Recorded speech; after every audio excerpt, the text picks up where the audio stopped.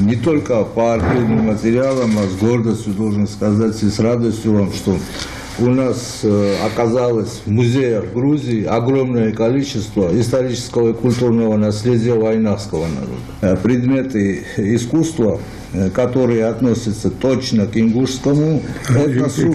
Материалы эти датируются с ранней бронзовой эпохи. Это указывает на то, что у вайнахов, в отличие от многих очень больших народов, великих народов, можно сказать, в раннюю бронзовую эпоху было не только производство металлов, но и культура.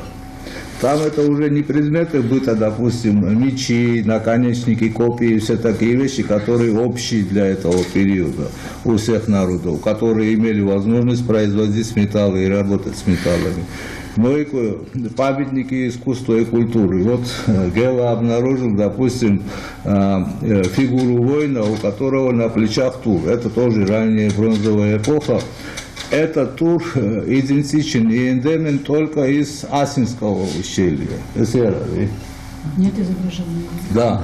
Нигде самые зоологи указывают, что подвид этого тура нигде не присутствует, за исключением вот этой долины, где обнаружена была обнаружена эта фигура. Когда мы поднимаемся уже раннее средневековье, там уже присутствуют предметы быта.